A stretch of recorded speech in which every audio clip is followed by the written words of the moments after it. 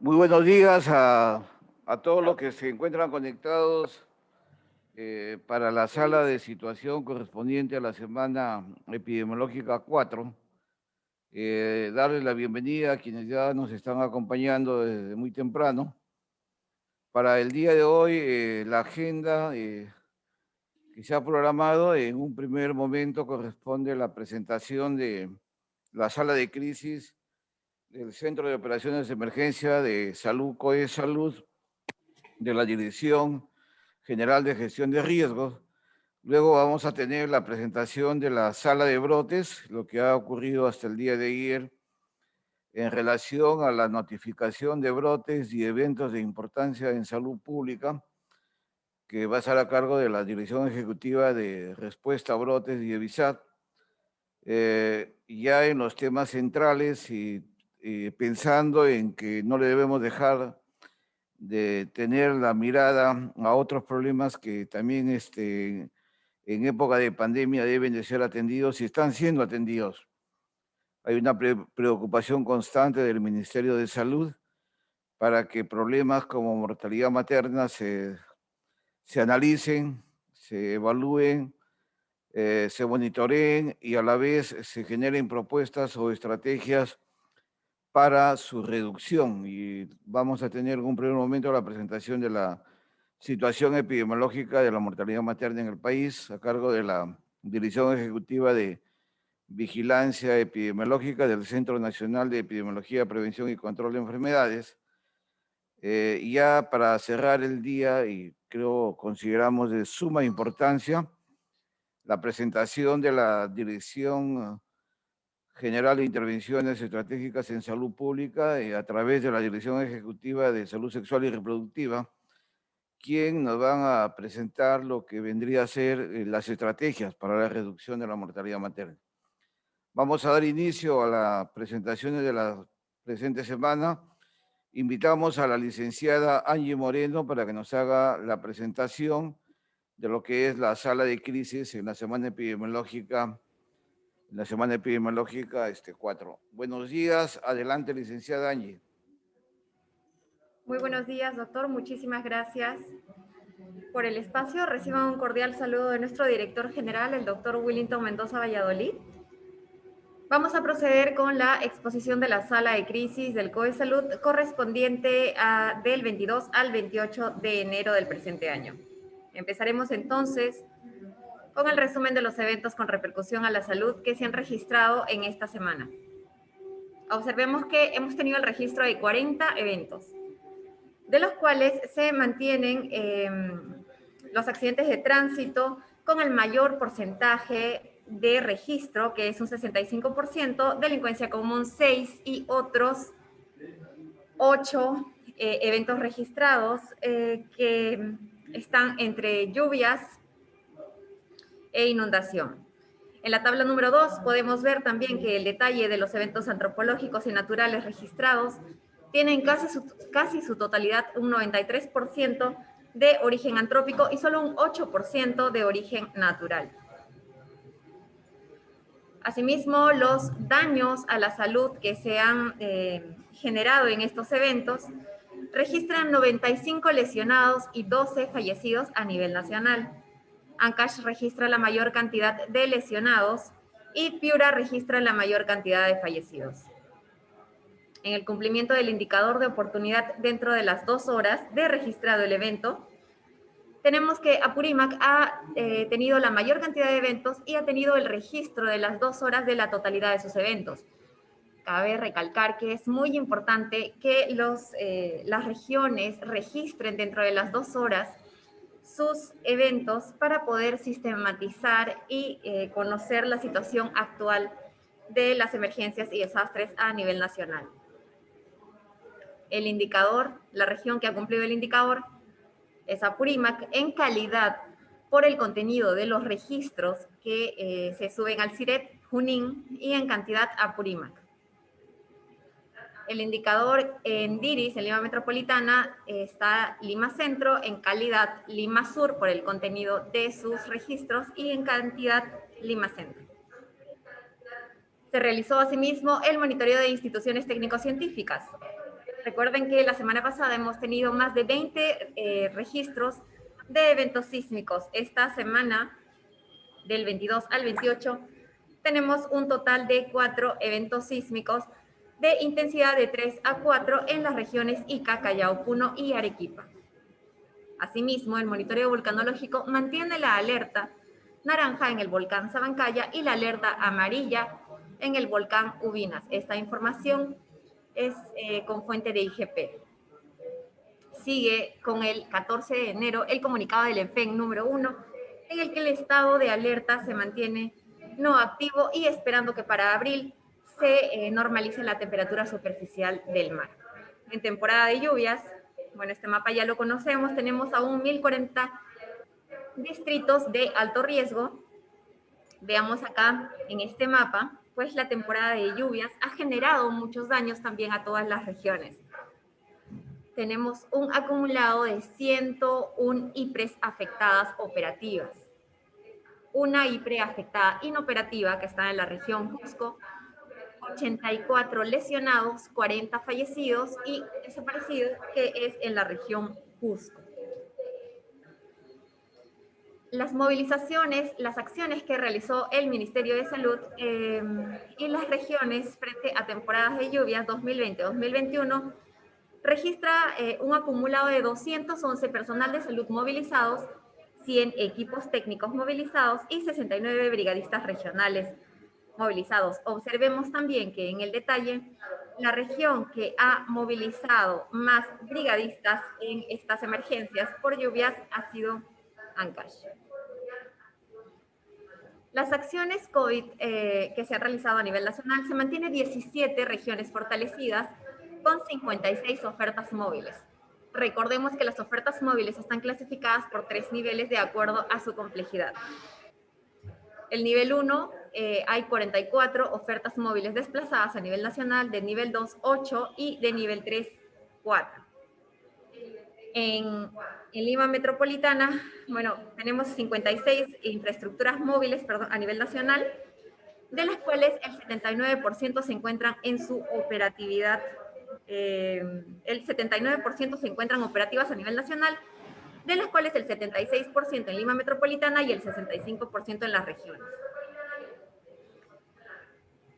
Las ofertas desplazadas de nivel 1 se encuentran en los principales hospitales de Lima, con las TM54, las TAM29, la TM138, Las ofertas que se han desplegado en las regiones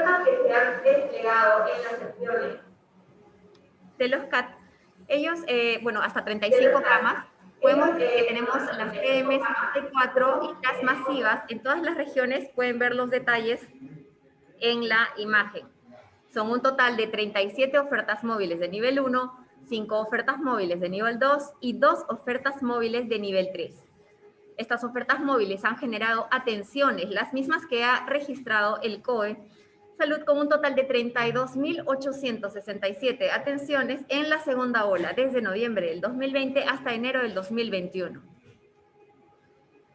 Las declaratorias de estado de emergencia, nos mantenemos con 10 declaratorias de estado de emergencia, entre las cuales tenemos la actualización por COVID que abarca a todo el país en su categorización por 3 niveles, y también tenemos otras declaratorias de emergencia como es el peligro por déficit inminente ante déficit hídrico, por deslizamiento de tierra, contaminación de agua, movimiento sísmico, entre otros. Eso sería todo. Muchas gracias por su atención.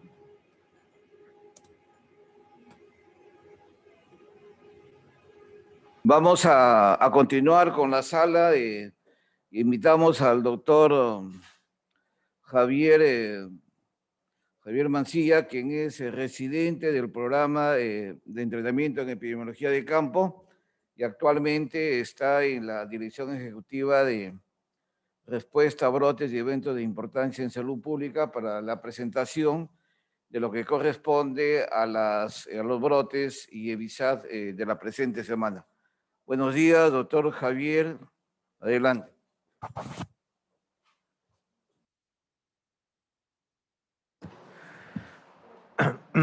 Muy buenos días con todos los miembros de la RENACE. A continuación vamos a exponer la sala de situación de brotes y eventos importantes en salud pública correspondiente a la semana número 4 del presente año hasta el día 28 de enero del 2021. Bien, como primera diapositiva vamos a ver el mapa de brotes, episodios y eventos de importancia en salud pública. Vemos ahí en rojo los eventos nuevos, vemos en amarillo los eventos en seguimiento. El día de ayer se notificó un caso de síndrome febril en la localidad de Choros, en distrito de Choros, provincia de Cutervo.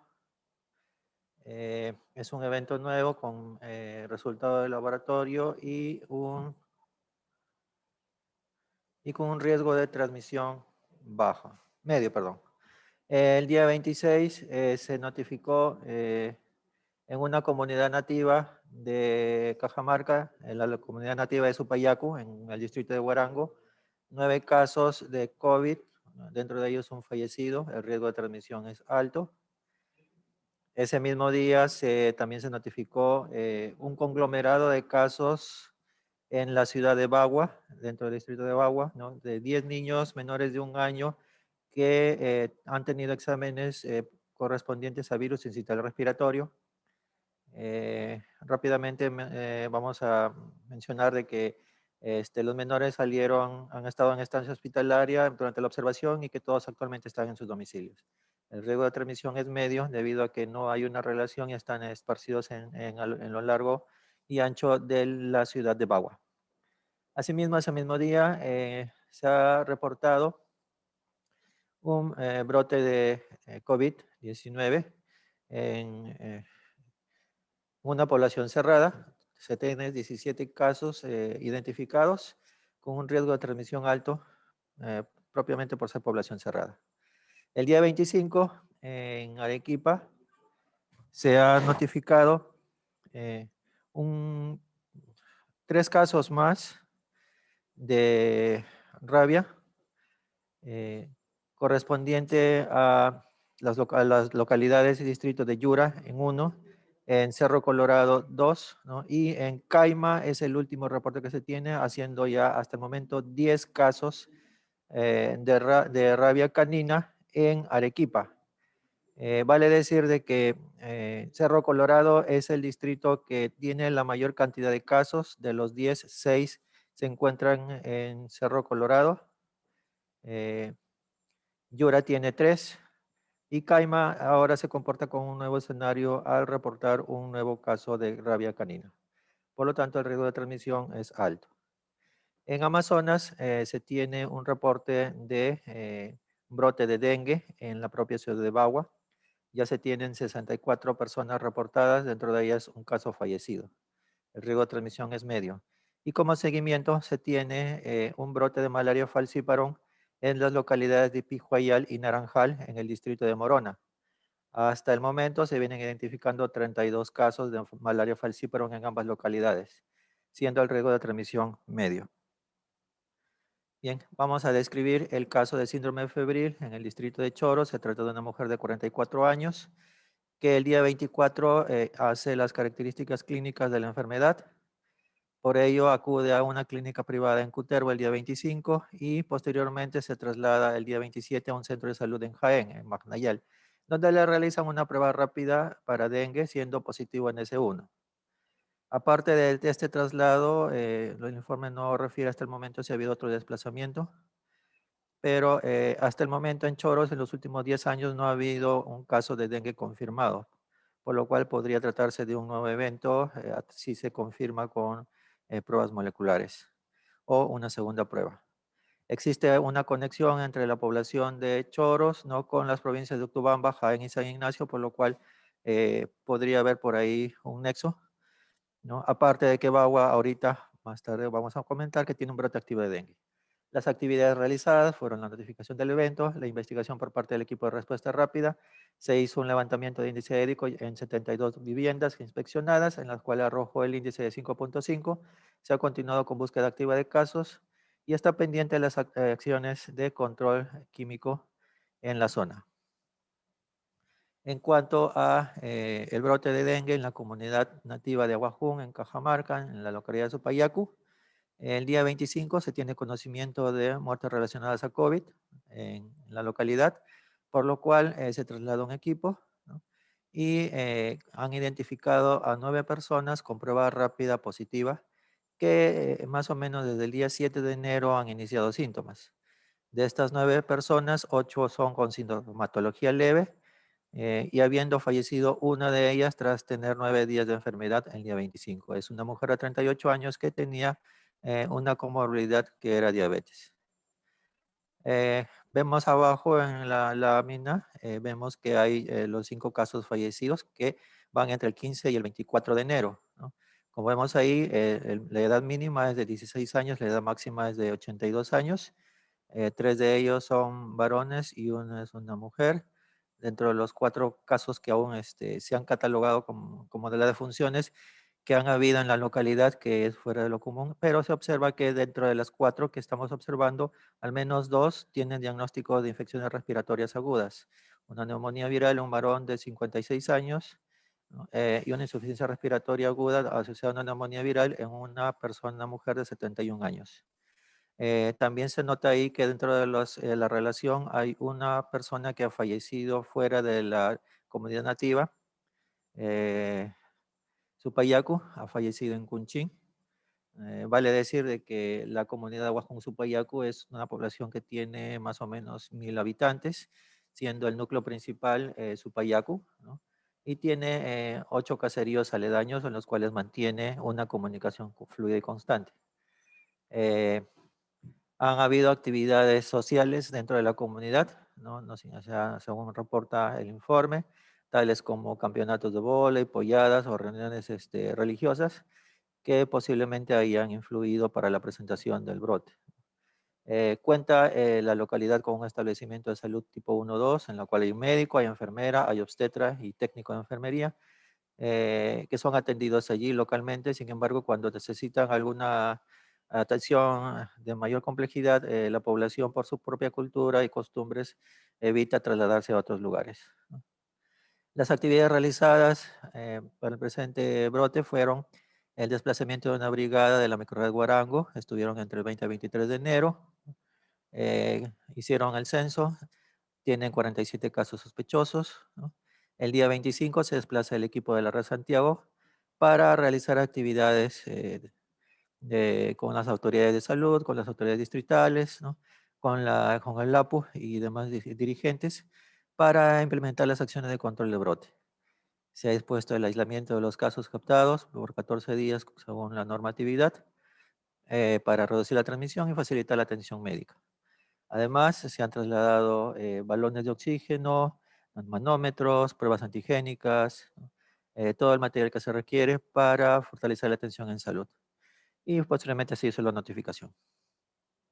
En cuanto al brote de dengue, en el distrito de la provincia de Bagua, en el departamento de Amazonas, como antecedentes se tiene que Bagua en el año 2020 ya tenía 120 casos con una tasa de incidencia de 720 por 100.000 y un fallecido. Su índice édico era de 3.6. En el reporte actual, hasta la semana culminada, tienen 64 casos reportados, 41 confirmados, 23 probables. De ellos, 46 han sido dengue sin señales de alarma, 17 con señales de alarma y un dengue grave. La población más afectada ha sido la población adulta en primer lugar y la población joven en segundo lugar, haciendo un aproximado de un 70% y a predominio de sexo femenino con un 54%. Han habido 18 hospitalizados y un fallecido. Actualmente, durante el seguimiento, solamente se mantienen 2 hospitalizados de condición estable. Las acciones que han realizado hasta el momento ha sido la notificación, la identificación, la elaboración del plan de acción para el control, las acciones en comunidad como recojo y eliminación de criaderos con 77 toneladas de desechos, el control químico focal, más de 2.800 viviendas inspeccionadas, se observa que la cobertura es baja, 37%. Se ha realizado el cerco entomológico con 492 viviendas que han sido nebulizadas. La difusión propia para evitar mayores casos, ¿no? Y capacitación en dengue al personal del equipo de respuesta rápida, tanto de dengue como COVID, y al personal del SAMU para una adecuada atención. En cuanto al brote de COVID-19 en la población cerrada de Abancay, en la región de Apurímac, se trata de un albergue juvenil. La fecha de inicio de brote ha sido el 20 de enero, la fecha de notificación fue el día 22. Una población total expuesta de 30 personas, de los cuales, conocido el evento, se hizo la investigación y se han encontrado 17 casos confirmados a PCR o prueba antigénica, siendo una tasa de ataque de 56.7%. De ellos, el 94% son niños y adolescentes, ¿no? Y el 6% son cuidadores, una persona nada más, ¿no? Todos en evolución favorable. Como antecedente se tiene que un trabajador que no vive allí, va y viene, ¿no? Del orfanato presentó un cuadro respiratorio que se confirmó COVID-19 el día 15 de enero. Las acciones que realizaron fueron la notificación vía telefónica del brote a la Direza Apurímac y al CDC, el desplazamiento del equipo de epidemiología de la Red de Salud Bancaria y del Centro de Salud Pueblo Joven Centenario, con la finalidad de identificar y controlar el brote, la identificación de los contactos y del caso de índice, en este caso del trabajador que salió positivo a COVID el día 15, y la evaluación y seguimiento clínico de todos los casos. En cuanto a eventos sanitarios de importancia internacional, al día 28 se tiene 18 casos de virus ROS en Australia. Vale decir de que la fiebre del río Ross es una enfermedad causada por un alfavirus de la familia Tobacillidae. Es un arbovirus transmitido por dos especies de Aedes, el Carponticus y el Bacillus, así como el Culex anelurtrosis, ¿no? Y también se le conoce como una poliartritis epidémica, ya que es la característica más común de esta enfermedad, asociada también posteriormente a aparición de erupción, rash, ¿no? Más o menos después de 10 días de presentación de artritis. Puede también haber linfadenomegalia en la parte axinal o inguinal, ¿no? Y es una endemia propia de la zona de Australia, Papúa, Nueva Guinea, Fiji, Samoa, Islas Cook, Nueva Caledonia y otras islas de alrededor del Pacífico Sur, ¿no? Al año pasado se han tenido aproximadamente 5.000 casos registrados de fiebre rosa en Australia. Por lo tanto, están iniciando un nuevo evento en ese continente. En lo que es la situación actual de COVID-19 a nivel internacional, se tienen ya más de 98.280.000 personas confirmadas y en los últimos días son más de 4.100.000 los nuevos casos. El total de fallecidos asciende a 2.112.759, siendo en los últimos 7 días ya casi 96.000 fallecidos a nivel mundial, teniendo una letalidad del 2.2%. Como se observa en la gráfica, según distribución de zonas OMS, las Américas son las que tienen el mayor número de casos, tanto confirmados como defunciones, 44 y 47% respectivamente. Y le sigue Europa, también con 33%, tanto para confirmados como defunciones. Y en tercer lugar, el sudeste asiático con 13% de casos confirmados y 9% de defunciones. Las demás zonas de distribución según OMS acumulan un 10%, siendo Mediterráneo Oriental, África y Pacífico Oeste en ese orden de frecuencia. En cuanto al COVID-19, la semana pasada en el Perú se tuvo ya una exposición por parte del director general, así que a manera de resumen, vamos a mencionar de que a la fecha del último reporte de la sala situacional COVID, se tienen 6.176.497 personas muestreadas, de las cuales son más de 1.110.000 casos positivos, sintomáticos, una positividad del 18%, se tiene más de 1 millón de altas, que equivale a más del 92% de los casos, y se tienen 40.272 defunciones confirmadas por COVID. Eso equivale a un 3.6% de los casos. Entonces vemos allí que 74% son casos confirmados y un 26% todavía se mantienen como cosas sospechosas, siendo la letalidad del 3.6%. Bien, eso es todo en cuanto a la presentación de la sala de brotes para la presente semana. Gracias.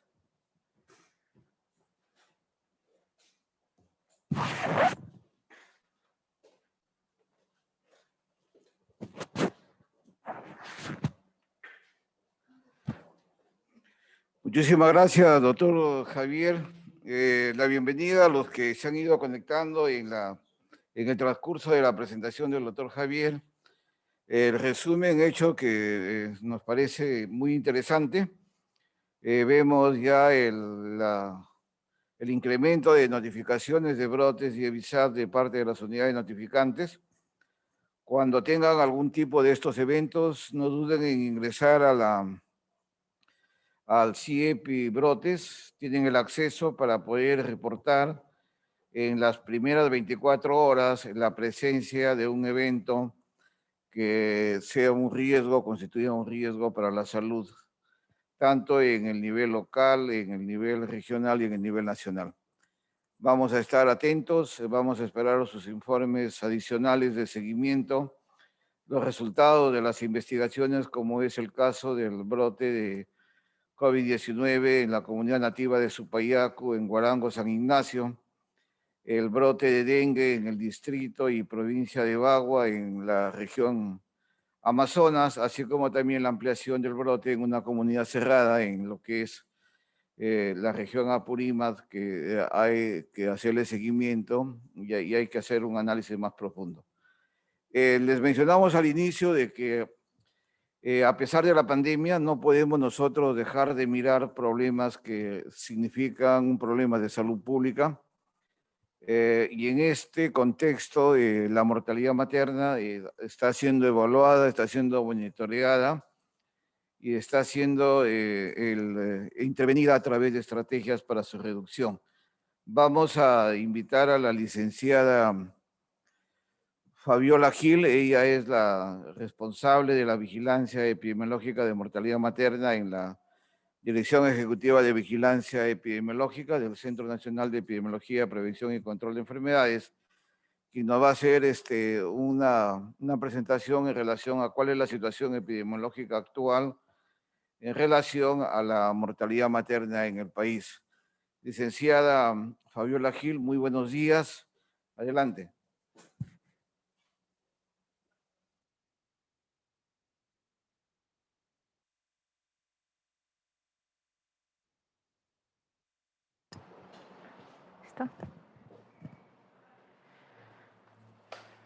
Bien, buenos días con todos. ¿Me escuchan?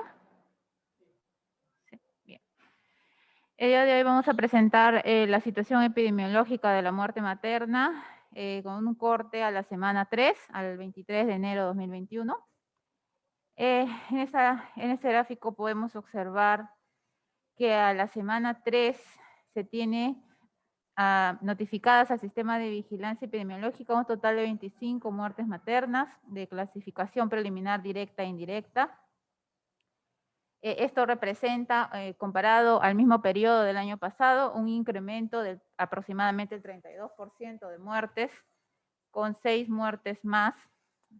Y si vemos la actualización que se está realizando para los casos notificados hasta el año 2020, hasta el momento se tiene en nuestro sistema un total de 430 casos de muerte materna, que comparado a lo que se notificó en el año 2019, representa un incremento del 42%. Podemos observar también que en el año 2020 el incremento fue superior a lo registrado en los últimos 8 o 9 años,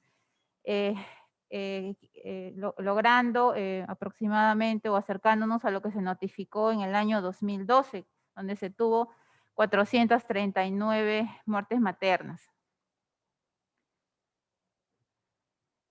El promedio de notificación semanal en el año 2020 fue de 8 muertes maternas semanales.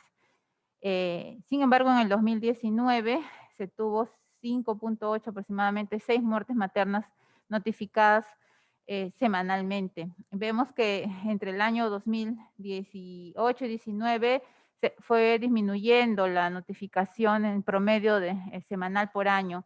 Sin embargo, para el 2020 y debido pues en el contexto de la pandemia, el incremento de las muertes maternas finalizó con un promedio semanal de 8.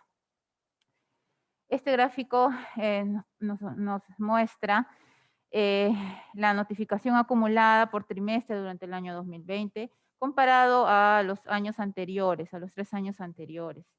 Eso es obvio que en el segundo trimestre, ¿no? Y con motivo del inicio de la pandemia, el incremento fue considerable. Si bien en el primer trimestre la notificación se mantuvo en aproximadamente 6 muertes maternas por semana, en el segundo trimestre la notificación promedio semanal fue de 11 muertes maternas, que para el tercer y cuarto trimestre disminuyó a 8 y a 7 muertes maternas, y que bueno, nos llevó al incremento tan importante que se ha tenido, ¿no? Para el año 2019 a raíz de la pandemia. Los picos o las semanas del año 2020 en donde se tuvieron notificación de hasta 18 muertes maternas en una semana. Eso fue específicamente en la semana 19 y en las semanas posteriores se mantuvo alto, con 15 muertes maternas por semana, ¿no? Y luego ya fue disminuyendo. Y para el año 2021, en la semana 3, ya tenemos 10 muertes maternas notificadas, según el corte que se ha realizado hasta el 23 de enero.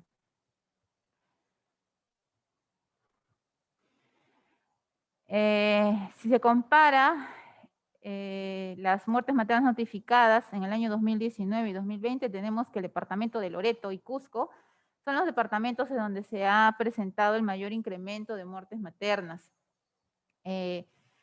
Así también, como se puede ver en la mayoría de departamentos, se observa un incremento considerable. Y Lima Metropolitana es como siempre la región en donde se encuentra el mayor número de muertes maternas, seguida de los departamentos de Loreto, Ucayali, Lambayeque, La Libertad, Junín, Cusco, que acumulan el 53% aproximadamente de las muertes maternas notificadas durante el año 2019.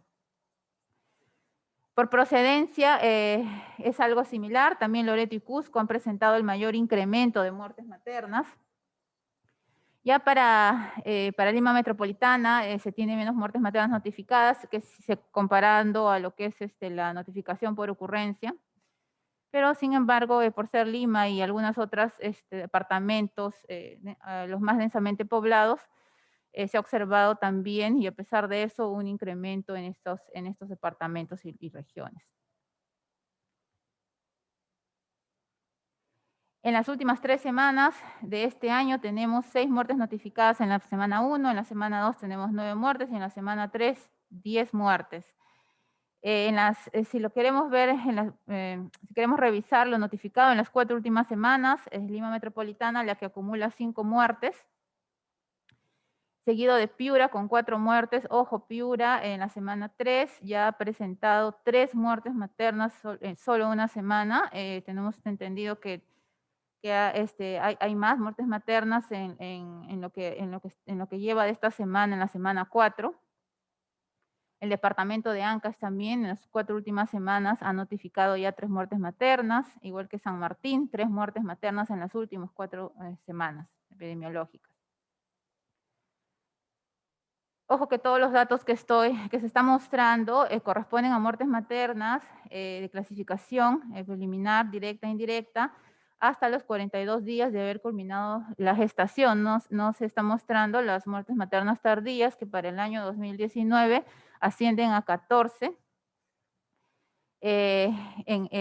Muertes maternas tardías, que son las muertes maternas que han ocurrido después de los 42 días postparto o post-aborto o de haber culminado la gestación, hasta antes del año. Bien, según etapas de vida o según grupos de edad, ¿no? En el grupo de adolescentes de 17 a menos años, se muestra un incremento en los últimos 2 años. En el 2018 se tuvo proporcionalmente 5.3% de las muertes maternas fueron en este grupo. Aumentó a 6.3 en el 2019 y ahora en el 2020 se tienen 7.2. En total son 31 muertes maternas en las mujeres menores de 17 a menos años. un promedio, el promedio de edad de las fallecidas en el año 2020 fue de aproximadamente 30 años, con un rango que varió entre los 13 años hasta los 46 años. Los departamentos, según procedencia, se puede observar que proporcionalmente hay departamentos en donde es mayor, ¿no? Es mayor la proporción de lo que son las muertes maternas en este grupo de edad. Para el año 2020 se tiene Tacna, Amazonas, Loreto, La Libertad, Ucayali, Junín, San Martín, entre otros, que superan lo que es el promedio nacional, que son el 7.2 de muertes maternas ocurridas en estos grupos, en este grupo específico de adolescentes. Para el año 2021 no se tienen muertes maternas notificadas hasta el momento en este grupo de edad. Pero esto está sujeto a una actualización, ¿no? Y a la notificación de casos. Bueno, este es otra tabla, este es otro gráfico que muestra lo que es la muerte materna según otro grupo de edad por quinquenios. Pero se ha juntado lo que es las muertes maternas en adolescentes también, pero esta vez ya de 19 a menos años. Se puede ver que para el año 2019 en este grupo específico hubo una disminución comparada al 2018, ¿no? Se tuvo casi 11% de muertes notificadas en este grupo de edad. Sin embargo, para este año ha aumentado en casi 2 puntos. Y lo que se quiere resaltar aquí es que, bueno, este 12% representa 51 casos, ¿no? Que se puede ver al costado en la tabla, en donde está por departamento, de qué departamento procedía la adolescente. Pero el incremento, el mayor incremento se está viendo en el grupo de adolescentes de 17 a menos años. Aproximadamente el 69% de las fallecidas que tenían de 19 a menos años procedían de departamentos como Loreto, 10 fallecidas, La Libertad, Ucayali con 6 fallecidas, Amazonas con 4, Cusco, Junín y Lima con 3 fallecidas en este grupo de edad. Volviendo a lo que es adolescente, las causas de muerte que se están revisando para este grupo específico, en su mayoría fallecen por causas directas, específicamente este año hasta el momento, en su mayoría por causas directas como la hipertensión, seguida de lo que es la hemorragia. Algunas características algunas características que han presentado estas fallecidas son, por ejemplo, en el 2019, la mayoría, y esto se ha mantenido, la mayoría fallece durante el puerperio. Para el 2020 ha aumentado levemente esta proporción, y si se compara con solamente las muertes fallecidas a causa de COVID, estas han fallecido en su mayoría, casi el 75%, durante el puerperio. Según lugar de fallecimiento, la mayoría de muertes maternas en los últimos 2 años, aproximadamente el 75%, eso no ha variado mucho, entre el 2019 y 2020, han fallecido en establecimientos de salud. O sea, han sido muertes maternas institucionales. Pero las fallecidas a causa de COVID, el 97% ha fallecido en establecimientos de salud. En su mayoría, estos establecimientos de salud en general pertenecen al Ministerio de Salud. Y para este año, el 2020, casi el 11% corresponden a salud. Y para las gestantes o para las fallecidas, las muertes maternas a causa de COVID, han sido aproximadamente el 13% ocurridas en salud.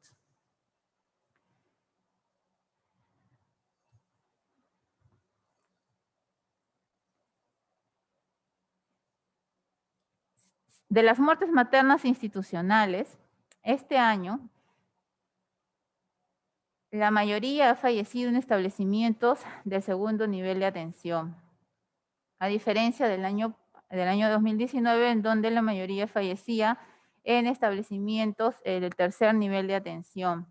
Y referente a las muertes maternas a causa de COVID, la mayoría ha fallecido en establecimientos de salud del tercer nivel de atención, el 57% de ellas.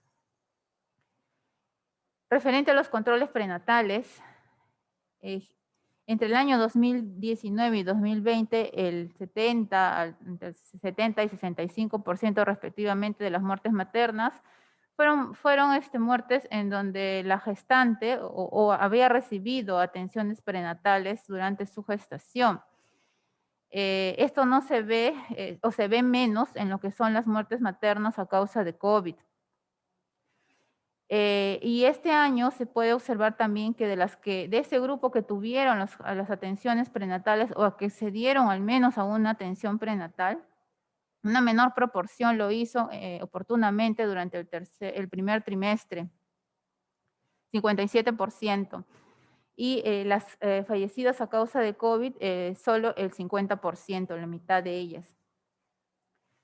Referente al número de atenciones prenatales, el 90% de las fallecidas con COVID no llegó a completar las 6 atenciones prenatales, a diferencia del promedio nacional, que el 70% aproximadamente no llegó a completar las atenciones prenatales mínimas requeridas para considerar que se ha realizado un control, una atención prenatal adecuada. Referente a los grupos étnicos, el sistema de vigilancia también recoge esta información. La mayoría de fallecidas para el 2020 pertenece al grupo de mestizas, el 8% aproximadamente pertenecía al grupo de indígena amazónico y el 2.4% al grupo andino. Esto no ha variado mucho respecto al año 2019. Referente a las causas de defunción, para el año 2020 se tienen revisadas 412 registros que se han ingresado a nuestro sistema de vigilancia.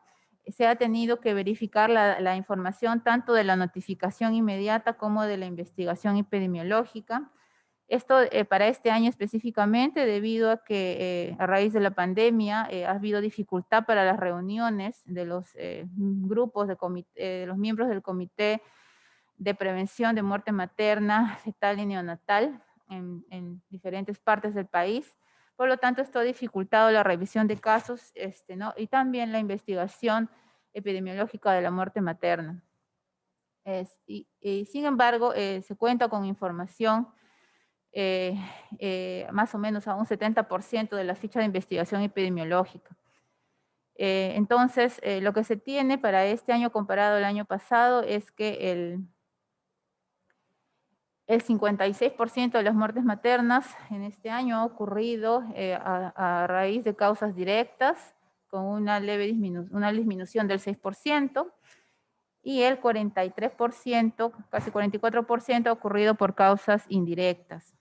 Dentro de las causas directas, este año están predominando, a diferencia del año pasado, los trastornos hipertensivos, seguidos de la hemorragia obstétrica con un 18%, y dentro de las causas indirectas más frecuente para este año, ¿no?, está la enfermedad por COVID-19. Tenemos hasta el momento 63 muertes maternas, cuya causa de muerte ha sido consignada como por COVID-19. De estas 63, 40 cuentan con pruebas confirmatorias, con pruebas de laboratorio confirmatorias. Entonces, esta tabla muestra lo que son las causas de muerte materna.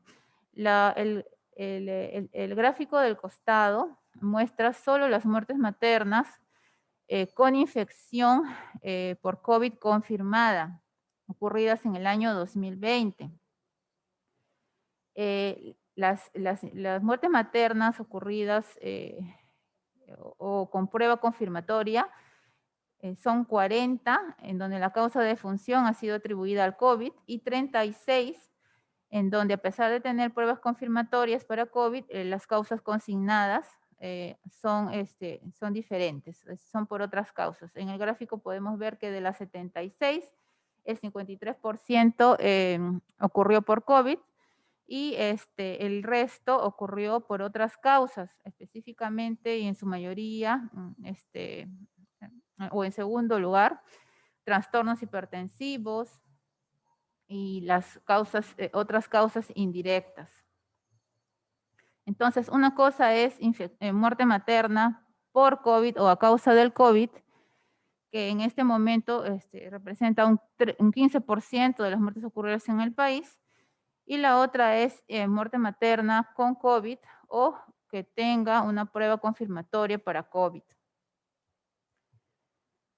De las muertes maternas ocurridas a causa de COVID, ¿no?, que son las 63 que se había mencionado, según ocurrencia o según departamento notificante, el 51% ha sido notificado por específicamente 3 departamentos o regiones: Lima Metropolitana, Loreto y Callao. Bien, aquí vamos a pasar una información breve de lo que son las gestantes y puérperas confirmadas a COVID. Este gráfico muestra la tendencia de lo que son las gestantes y puérperas identificadas con infección por COVID con prueba de laboratorio confirmatoria. En la semana 38 se tuvo un pico de 2.034 gestantes o puérperas identificadas con esta infección. Durante el tercer trimestre se vio un mayor incremento, que luego durante el cuarto trimestre fue disminuyendo progresivamente. En el segundo trimestre se tuvo en promedio 391 muertes maternas notificadas por semana. En el tercer trimestre en promedio fueron 1.630 y en el cuarto trimestre ya disminuyó a 10.041. Para el presente año para el año 2020 tenemos un total de 40.893 gestantes o puérperas confirmadas, con pruebas confirmadas infectadas con COVID-19, y para el año 2021 hasta el cierre de nuestra base, hasta el día 21 de enero, se tuvieron 510 gestantes y puérperas con infección por COVID confirmada. Considerando esto, igualmente las regiones o los departamentos que han notificado el mayor número de casos se encuentra Lima con 12.483 casos, Piura con 3.134, La Libertad con 3.026, Cajamarca con 2.093, que acumulan aproximadamente el 51% de los casos notificados con pruebas confirmatorias de COVID. Esto ha sido verificado con la base del NELAB. Bien. Quería terminar solamente mencionando algunos detalles sobre lo que es la vigilancia epidemiológica, la importancia de continuar y de fortalecer y de dar prioridad a la vigilancia epidemiológica, porque de ella se van a obtener datos que nos van a apoyar o nos van a dar, nos va a dar información para hacer las estimaciones. Sabemos todos que dentro de los Objetivos de Desarrollo Sostenible, ya me estoy pasando del tiempo, voy a apurarme. El objetivo número 3 indica pues que se tiene que continuar con la reducción de las muertes maternas para el año 2031. En este sentido, el Grupo Interagencial para la Estimación de la Mortalidad Materna realiza evaluaciones y mide y compara el avance de los países respecto a este indicador. Este indicador es el indicador usado para lo que es evaluar, ¿no?, la salud materna, las políticas que se están considerando para mejorar la salud materna y las inequidades también. La razón de muerte materna representa específicamente el riesgo asociado a cada embarazo. Es un indicador que permite ver a corto plazo, ¿no?, el impacto de estas políticas, la calidad y la equidad en la prestación de servicios en salud materna. En este sentido, organismos internacionales realizan, ya mencioné, esta estimación de manera periódica. Ahí ustedes pueden observar, en el 2015 está esta publicación, luego han sacado una reciente, el año 2019 sacaron esta con una revisión hasta el año 2017. También sacan indicadores básicos. Se tiene esta, la última que tuve acceso fue esta del 2019, en donde se hace una revisión de unas estimaciones de indicadores básicos en salud, que es muy interesante. Y nosotros también en Perú, en el Centro Nacional de Epidemiología, estamos realizando estimaciones de lo que es la razón de muerte materna. Bien, les invito a revisar la publicación, no me voy a detener mucho en esto, pero ahí se dan datos para que ustedes puedan ver de cómo ha ido mejorando, progresando lo que es el número de muertes maternas y la razón estimada, tanto para el mundo como para la región de las Américas, ¿no? Este es un pequeño extracto de lo que pude recoger de esta publicación, se la pueden descargar por internet, pero en amarillo está nuestro país. Ellos hacen estimaciones y para el año 2017 la estimación fue de 88 muertes maternas por cada 100.000 nacidos vivos en el país. Esto nos pone en lo que es la zona andina, los países de la zona andina, más o menos en el país, en el tercer lugar de lo que es la mayor tasa o razón de muerte materna. El primer lugar está Bolivia con 155 de razón de muerte materna, seguida de Venezuela con 125 y luego en tercer lugar nosotros, ¿no?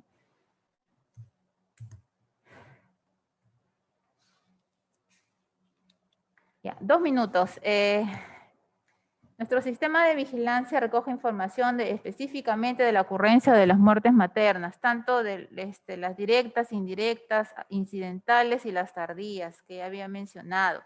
Al compararlo con la base SINADEF, nos han hecho algunas consultas al respecto, que por qué la base SINADEF muestra una cantidad menor a muertes maternas.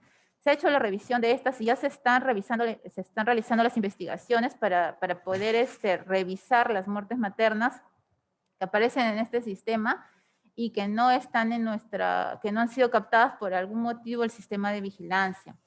El gráfico de la izquierda, que está en rosado, ustedes pueden observar que es una comparación de ambas bases. El 70% de las muertes maternas están en ambas bases si se busca por nombre y apellido, ¿sí? Pero de estas 388 que están coincidiendo en ambas bases, que son más o menos un 70%, existe 119 registros hasta el momento. Ojo que la base SINADEF es una base que está en actualización, al igual que la base de muerte materna, pero este es un corte que se ha hecho recientemente. Se tiene 109 registros que no están identificados como muertes maternas. O sea, son muertes, está el nombre de la mujer, es una muerte materna para nuestro sistema de vigilancia, se ha identificado como una muerte materna. Sin embargo, en el SINADEF la vamos a encontrar, pero no está registrado por ningún lado su condición de gestante, de puérpera, o no tiene el código O para que la podamos identificar como una muerte materna. Por lo tanto, en el SINADEF se continúa presentando un subregistro que seguramente ha ido disminuyendo, yo creo que sí, en el transcurso de estos últimos años. Entonces,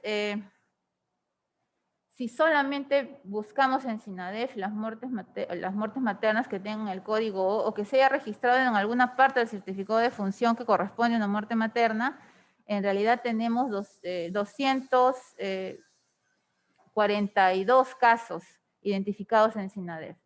Entonces, el sistema de vigilancia continúa siendo hasta el momento el sistema que puede identificar la mayor cantidad de muertes maternas, y además de que puede hacer una investigación de cada una de ellas para ajustar las causas ¿no? por las cuales ocurrieron la muerte.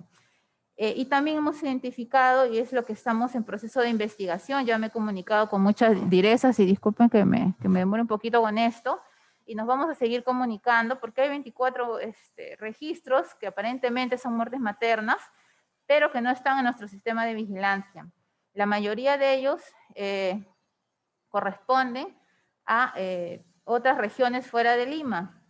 Entonces, identificadas, por ejemplo, por la división médico-legal, o sea, llegaron de frente a la morgue, 7, 8 llegaron a establecimiento de salud, y en lo que es Lima ya nos hemos comunicado con algunas DIRIS y con la DIRESA Lima para la revisión de las muertes maternas identificadas. Esperamos que se pueda resolver, ya varios nos han contestado, algunas se han incorporado, otras se han descartado, entonces la idea es continuar con eso, por favor, para poder identificar cuáles son las muertes maternas y poder tener una información más apropiada. Y finalmente, porque ya me pasé de tiempo, esta es una estimación preliminar de lo que es la razón de muerte materna. Este año hemos llegado a 79 de razón de muerte materna, es decir, a 79 fallecidas por cada 100.000 nacidos vivos. Esto representa un incremento importante en lo que es, si nos comparamos a lo que se presentó el año pasado. El año pasado tuvimos aproximadamente 55.1 de lo que es razón de muerte materna. Este año hemos incrementado en 24 puntos. Y esto nos lleva a que para cumplir la meta para el 2031 en lo que es los objetivos de desarrollo sostenible, tendríamos que bajar de aquí en adelante un promedio de 22 muertes maternas, es decir, 3.5 en la razón de muerte materna para poder cumplir los objetivos, las metas propuestas en los objetivos de desarrollo sostenible. Recordemos que cada 6 muertes maternas aproximadamente equivalen a un punto en lo que es la razón, y lo que se está presentando es una revisión preliminar actualizada y ajustada con lo que son los nacidos vivos estimados del censo 2017, a la información a la cual también ya hemos tenido acceso a través del INI. Bien, no me demoro más. Muchas gracias por su atención. Yo agradezco mucho a todos los responsables de la vigilancia epidemiológica de cada uno de los establecimientos de salud, de cada una de las direcciones con las cuales nos comunicamos, y que amablemente toman un tiempo para poder revisar y actualizar esta información que es tan importante para el país. Muchas gracias. Muchas gracias, licenciada Fabiola Gil. Creo que valió la pena el exceso de tiempo porque ha especificado y ha hecho un excelente análisis. Lo felicitamos y queremos también que esto se replique en las regiones. La situación está clara, hay un incremento de las muertes maternas, de la razón de la mortalidad materna. El puerperio sigue siendo una de las causas principales. Ha hecho una presentación sobre casos de muerte materna por COVID y también mencionado algunas regiones como es Loreto, Cajamarca, que registran a mayor número. Ahora vamos a ir con las estrategias en relación a la reducción de la mortalidad materna, que creo que el doctor Guillermo Atencio nos va a clarificar qué estamos haciendo para esta reducción de la mortalidad materna. Doctor Guillermo Atencio, muy buenos días. Adelante. Muy buenos días. ¿Me escuchan bien? ¿Estamos bien el micrófono, por favor? Adelante, doctor. No se lo escucha. Ok, a ver. 1, 2, 3, probando. A ver, un momento, por favor. ¿Puede subir su volumen? Suba su volumen porque el audio está bajo. A ver, ¿ahora me escuchan? ¿Sí? Perfecto, doctor. Hola. Ahora sí, adelante. ¿Sí? Ok, ya, muchas gracias. Bien. Sí, se escucha. Ok. ¿La presentación también se puede visualizar? ¿Sí? También se visualiza, sí. Ok, Perfecto. muchas gracias. Bien, muchas gracias. Buenos días con todos y con todas. En primer lugar, yo quisiera agradecer la invitación que tenemos para poder hablar sobre este tema tan importante que es justamente los temas de mortalidad materna. En verdad, como se acaba de mencionar en la exposición anterior, estamos ante una situación muy especial en el sistema de salud que se requiere de redoblar esfuerzos precisamente para poder enfrentar esta pandemia y también tratar de trabajar en los temas que están relacionados con estos indicadores que definitivamente no han sido muy alicientes en el año 2020.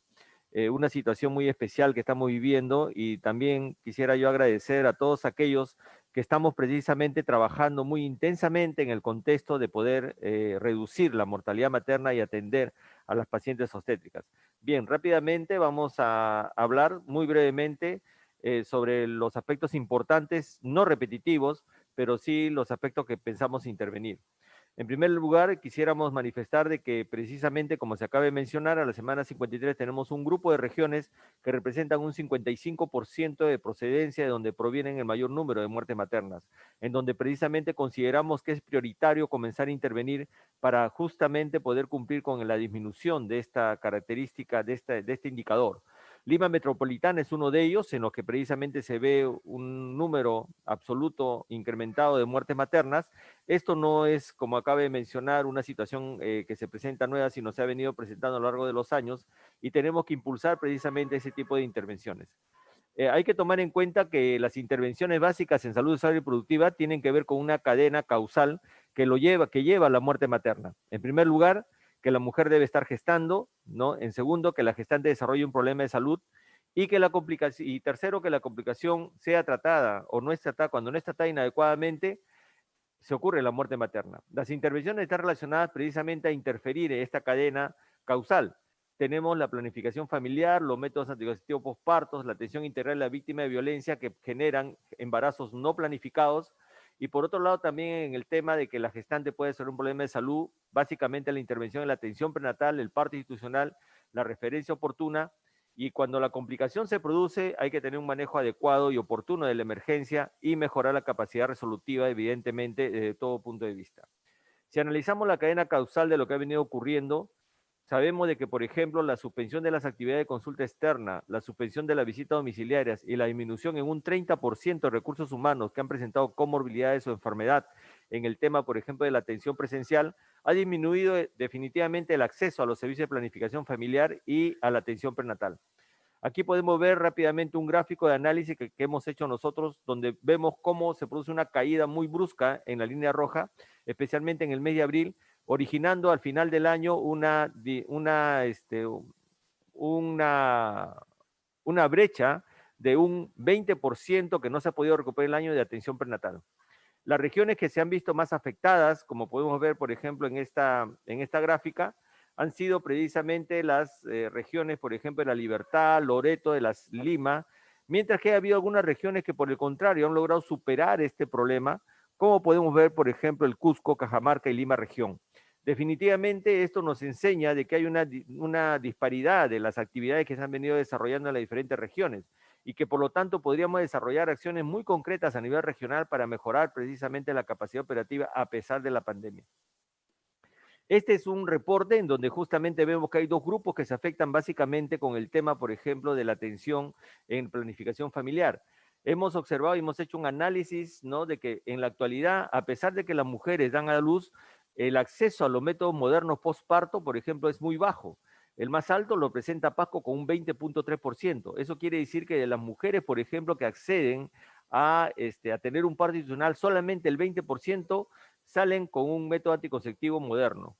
Lógicamente, no estamos mencionando de que debe haber, por ejemplo, un incremento de que llega al 80-90%, sino que depende mucho de la necesidad, por ejemplo, que plantea la mujer que puérpera para justamente poder acceder a los métodos anticonceptivos. Y el otro grupo que también se ve afectado, miren, es también el grupo de adolescentes. Podemos ver cómo comparativamente, por ejemplo, hay una brecha en números absolutos de la atención de los métodos del acceso o que inician métodos de adolescentes que inician métodos anticonceptivos comparativa en el año 2019 y 2020. En cuanto a la atención de la violencia sexual, hemos estado mirando cómo los indicadores se han venido moviendo con relación, por ejemplo, a los recién nacidos cuyas madres son pacientes que tienen 14 años o menos, puesto que esto desde el punto de vista formal y legal en nuestro país se considera un abuso sexual. Cuando vemos los números absolutos, observamos que Lima, por ejemplo, sería una de las regiones que tienen la más alta tasa de partos de menores de 14 años. Pero cuando esto lo convertimos, por ejemplo, a tasa por 1000 nacidos vivos, observamos que las regiones más afectadas son Loreto, Ucayali y San Martín, zonas de la región de la selva que precisamente donde se produce una mayor cantidad de partos proporcionalmente hablando por 1000 nacidos vivos, ¿no?, en menores de 14 años que se consideran justamente producto de violencia sexual.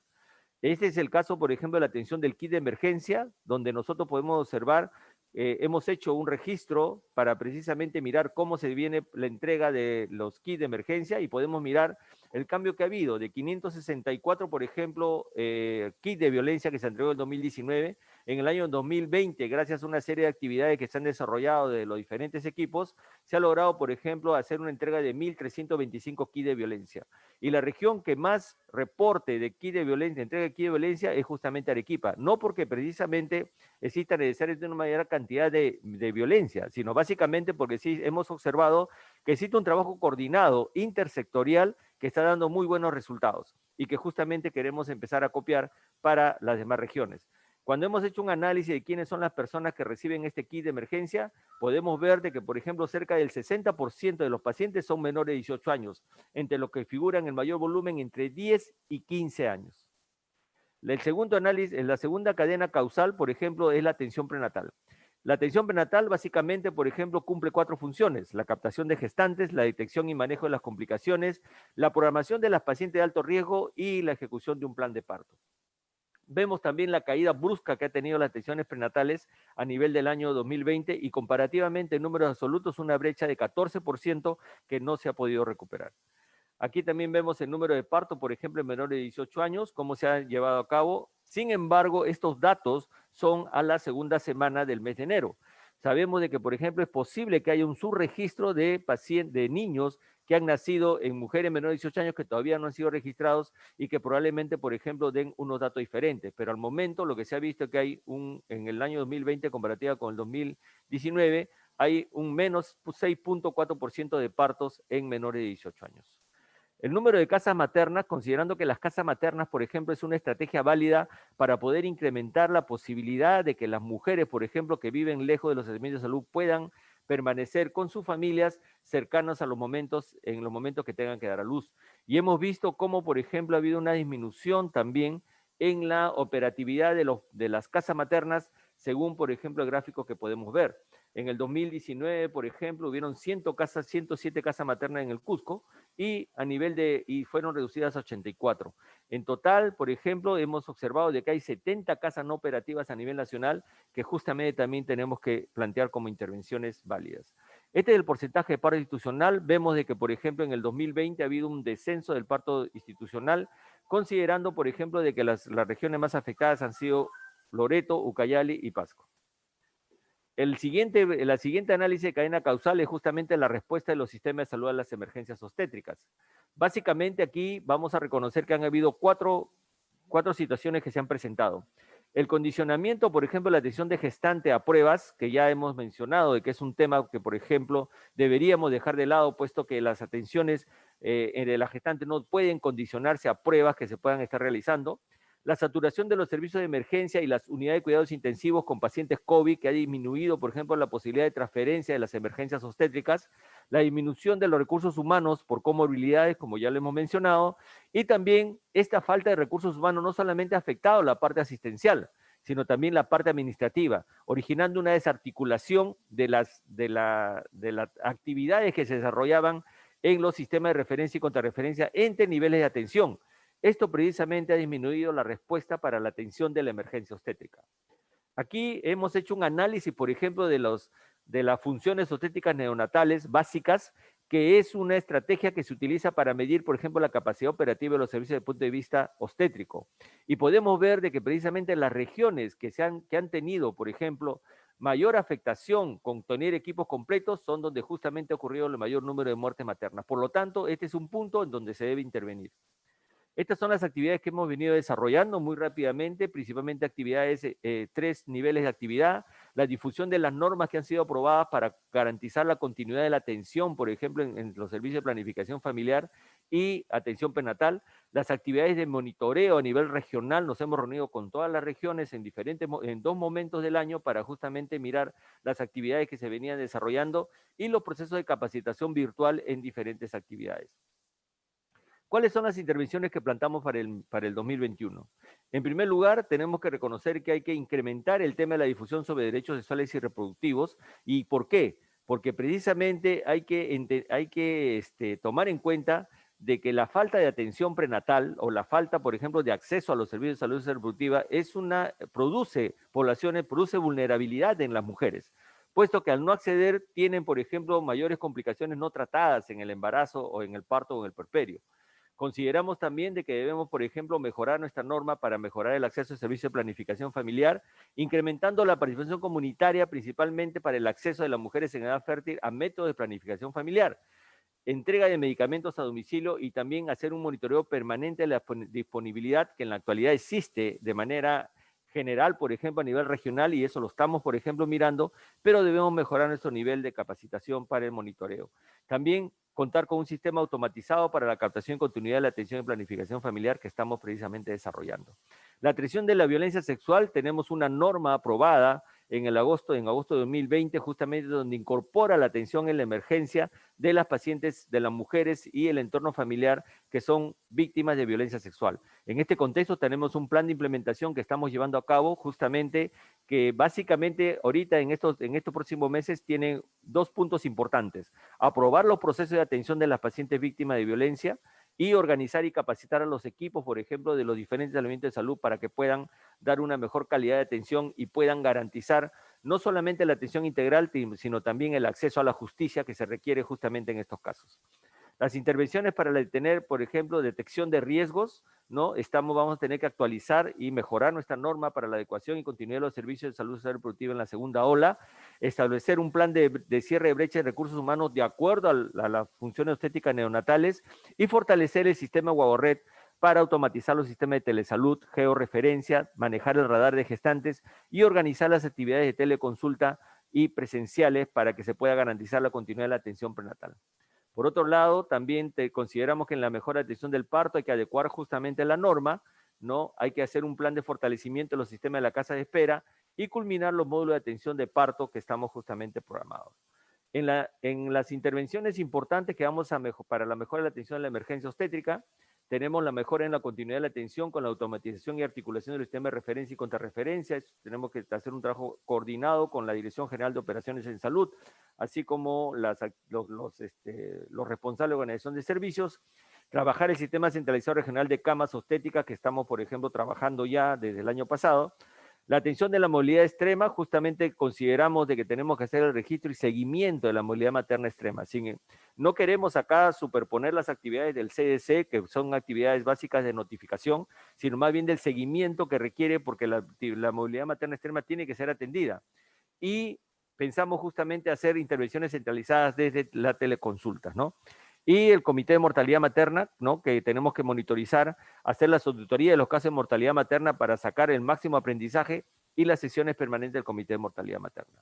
Finalmente, estas son el cronograma de actividades que tenemos organizados. Tenemos que adecuar las normativas que ya hemos mencionado, principalmente para intervenir en la continuidad de la atención de los servicios de la salud sexual y reproductiva en la segunda ola, considerar, por ejemplo, la mejora de las atenciones en teleconsultas, la organización de las actividades de la atención prenatal. Estamos justamente ahí incorporando cómo debe hacerse la atención prenatal en el contexto de pandemia actual, el plan de fortalecimiento de recursos humanos según el FON, ¿no? El plan de implementación de la norma técnica 164 y el plan de fortalecimiento de las casas maternas, que ya hemos mencionado que es una estrategia válida que no debemos dejar de ver para garantizar precisamente que pueda haber el parto institucional.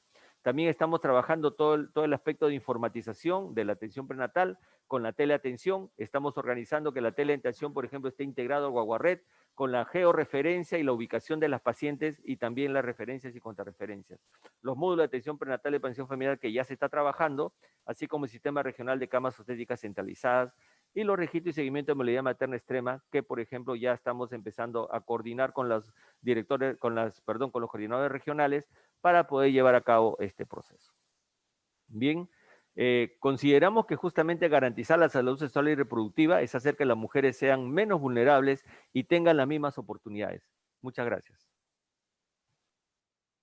Muchísimas gracias, doctor Atencio. Creo que clara su presentación. Hay preguntas ahí que están escritas en el chat.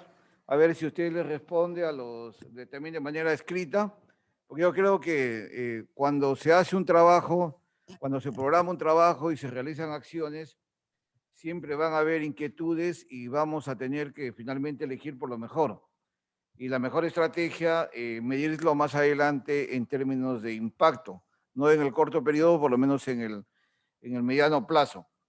Tanto la presentación de la licenciada Fabiola como la presentación del doctor Guillermo me parece que han tratado de reunir criterios para, en un primer momento, identificar el problema, describir el problema. Este problema, en la mejor manera que sea descrito, se van a poder identificar problemas que con las propuestas y con el trabajo que viene realizando la Dirección Ejecutiva de Salud Sexual y Reproductiva de la DIGIES del MINSA, trata de cubrir este vacío y trata de utilizar las mejores armas con ese único afán. Estamos en pandemia, entendemos que la priorización ha sido COVID. Es probable que al inicio algunas de las actividades de otros temas importantes por la prioridad han ido en el camino mejorándose y han ido tratando de ir viendo que las mejores estrategias se tienen que implementar. Las presentaciones tanto de sala de crisis, sala de brotes, situación epidemiológica de la mortalidad materna, así como las estrategias para la reducción de la mortalidad materna, van a ser colgadas en la página. Ahí está la dirección. Accedan, por favor. Doctor Atencio, esperamos su presentación. Asimismo, se está viendo de la mejor manera tratar de colgar la grabación, que creo que es muy importante, es muy interesante, para que ustedes puedan ir viendo, observando y reuniéndose en grupo. Nuevamente, un llamado a las jerezas, direzas, a las redes, microredes, a la sanidad, a los que son el Instituto Nacional de Salud del Niño y a todos los organismos públicos y privados a los diferentes niveles, nacional, regional y local. Es bueno e interesante que ustedes puedan disponer de esa información, pero por favor, la situación, el análisis que se hagan de manera integral, considerando también la respuesta y las estrategias y las coordinaciones que se tengan que hacer en los diferentes niveles. Yo felicito tanto a Fabiola como al doctor Guillermo. Creo que ha habido una secuencia lógica en las presentaciones, se ha tratado de hacer un mayor esfuerzo y esto lo podemos ver más adelante en el impacto que podamos tener. Muchísimas gracias. Les hago una invitación también para la próxima semana. Vamos a coordinar con las regiones, sobre todo a los que están en mayor riesgo, a fin de que nos hagan una presentación de su situación epidemiológica y las acciones que vienen implementando. De igual manera, sus fortalezas, sus debilidades que tienen que mostrarse, y ya tuvimos una experiencia en la primera ola, han hecho presentaciones también las regiones, y vamos a incidir en qué momento epidemiológico y en qué situación estamos actualmente para ir discutiendo y aportando cuáles de las estrategias nos dieron mejores resultados y sobre las cuales debemos de incidir o tener mayor incidencia en esta segunda ola. Les agradecemos su presencia, hemos ido incrementando el número de participantes. Eso demuestra el interés que se tiene para conocer estos temas, a la vez el reto para las regiones, para los ponentes y para nosotros como responsables de la sala a poder ir mejorando, para poder también darle la mayor información necesaria que pueda servir a todos los participantes en términos de análisis y de respuesta, así como de evaluación de intervenciones. Hay que seguir cuidándonos. Ingresamos a una etapa de confinamiento 10 regiones. Yo creo que aprovechemos este tiempo para poder implementar las mejores medidas, poder estar pensando en que debemos de seguir cuidándonos y practicando las medidas más adecuadas para contrarrestar esta segunda ola. Muchísimas gracias. En estos momentos ya están siendo colgadas las presentaciones y nos estamos viendo nuevamente la próxima semana, el viernes a las 8 de la mañana. Buenos días, hasta la próxima semana. Gracias por su participación.